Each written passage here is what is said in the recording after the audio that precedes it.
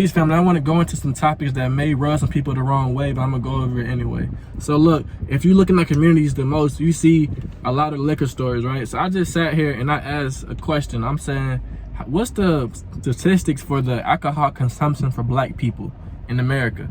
You know what I'm saying? And I found this survey, and not only this survey, but this chart showing that, you know, the chart, or like the numbers for heavy drinking and like binge drinking and all that stuff that goes on in America for blacks, whites, Native Americans, Asians, and etc., and Hispanics and all that. So I'm gonna just go over some of these numbers. Well, actually, I'm gonna read what it says in the data, or in some of these different information that these doctors are putting on here, and then after that, I'm gonna go into the chart. So it's a national alcohol consumption. Let's say national surveys show differences in alcohol consumption across ethnic groups, including patterns associated with greater risk, adverse effects of alcohol, defined as 5 or more drinking, basically binge drinking. It says it's most prevalent for whites, 59%, right?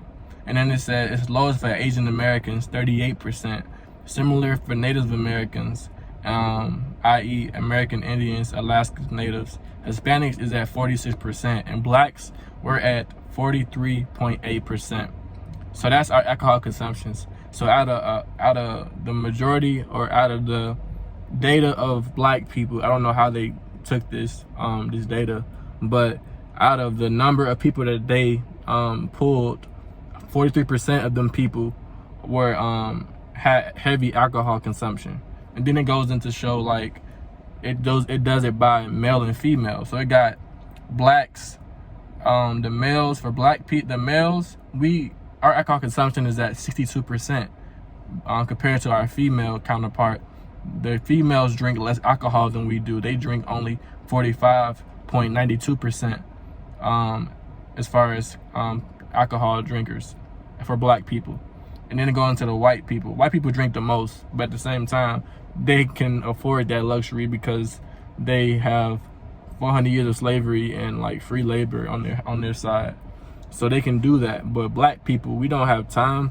But even if we did have the time, that's not what we should be using our time for, though, to be the most successful, you know what I'm saying, to really kind of catapult us. And what's the funniest thing ever, Asians had the lowest rates. And is it any coincidence that Asians also have like the best standard? As far as Asians are some of the smartest. They're not smart, they're other than us, but they're just, as far as wealth, if you look at the wealth standard for Asians, you know, they have some of the highest paying jobs, and they be in all the fields, all the right fields, the tech fields, the pharmacy fields, you know, all the fields that black people say we don't get into them fields because it's too hard. But they get into them fields, they learn it, and they take it back to their people, and they also, you know, use it to increase their GDP, you know, as a nation. So I kind of want to read one more statistic, but I'm gonna leave. It says different trajectories of drinking has been identified by ethnic groups. It says, no, I don't want to read that. It says studies have also begun to take into consideration the variability in alcohol consumption that exists within ethnic groups, white, black, Hispanic, and Asian. For example, comparing two culturally and geographically distinct American Indian tribes showed that current drinking rates among those aged from 15 to 54, 41% to 66% for men, 11.5 to 53% for women, were lower in the Southwest Indians relative to the Northern Plain Indians and to the U.S. population.